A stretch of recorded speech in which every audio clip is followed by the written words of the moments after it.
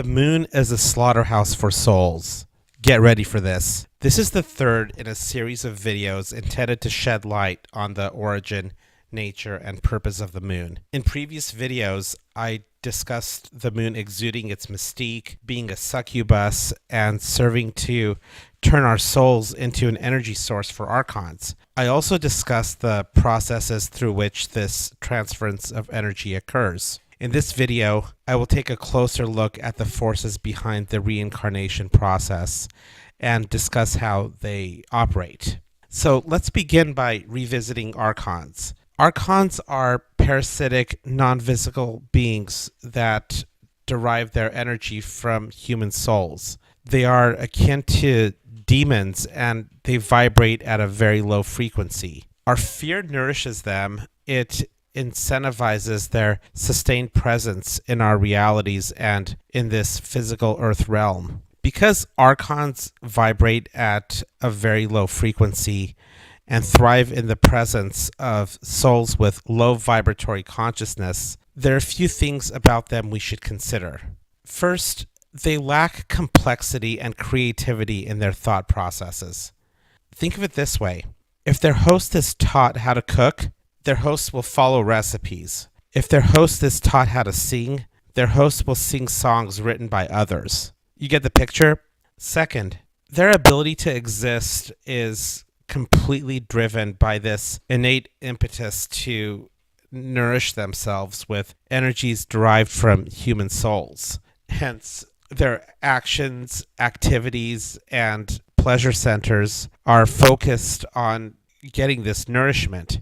If events or conditions are falling outside of this scope, they're just completely uninterested. So if a thought or idea stands in contradiction with the reality they're embracing, regardless of how rational and scientifically plausible it could be, they will oppose it, and they'll oppose it with all means necessary. Their opposition will often lack coherency or rationality and is likely to appear to character or emotion. Third, they are repelled by love. Archons operate with a sustained focus on pleasure centers. Pleasures that are associated with human emotion of love are decoded by them as either lust, desires, cravings, or urges.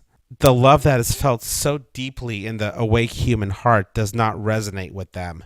In fact, they are finding themselves repelled by it. Fourth, their existence is self-serving, and they actually compete with one another for a finite amount of energy. As our vibrations increase, as our vibratory consciousness is elevated, their supply of energy dwindles. So when we project love, when we reject fear, and when we connect deeply with our hearts, their ability to receive energy from our souls becomes compromised. Fifth, archons are driven by routine.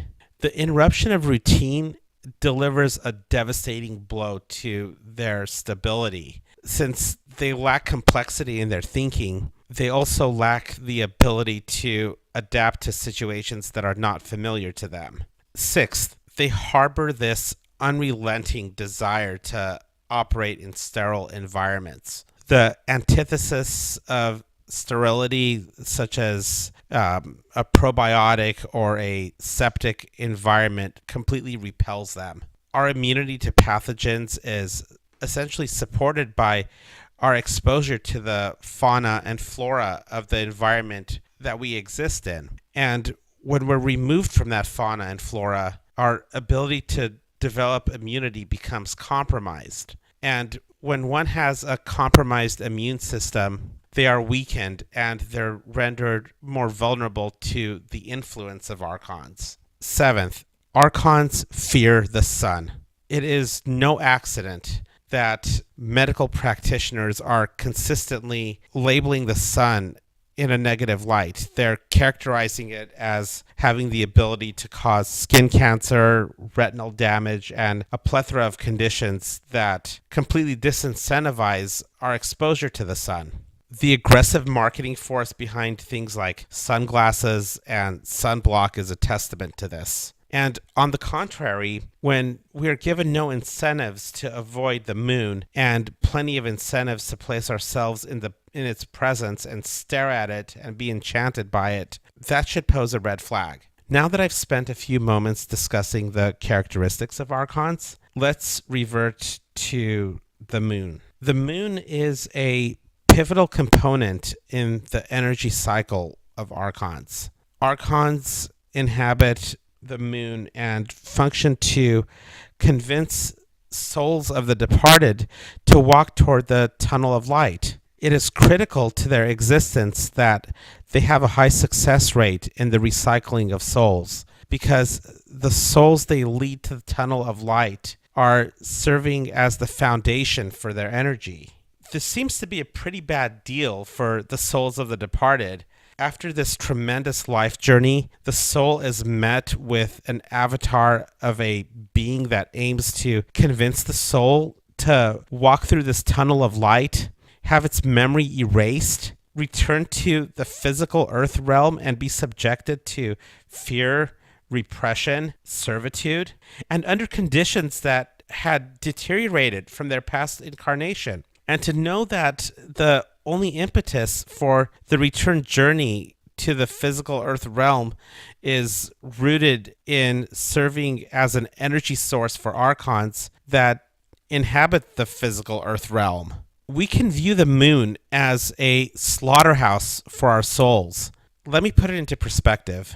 Slaughterhouses are built and operated and maintained by those who will use the animals that are being slaughtered for food. Animals at slaughterhouses are there against their will. They are there in fear. They are confused. They're vulnerable and oftentimes subjected to processes that blind them from their fate. And after they're slaughtered, they're prepared for consumption, placed in packages, and transported to others who will utilize them for nourishment. At the end of the reincarnation process, our souls are packaged like meat and sent to the physical earth realm, where they will be used as an energy source for archons. Some souls are free range and organic, others are caged and live in constraints, but in the end, they're processed, packaged, and used to nourish those who enslave them. I doubt many of us find virtue in occupying a space on the food pyramid of archons. There is an end to this cycle. It rests completely with you. If you're ready to receive the information, this will resonate with you, and you'll find yourself on a path to understanding who you are, why you are here, and your destiny. Don't expect a how to avoid reincarnation guide here. If you're expecting a how-to guide or instructions of any sort, you might want to ask yourself if it is you who seeks the instruction, or is this desire for instruction influenced by an archonic presence within you? All the information you need exists within you.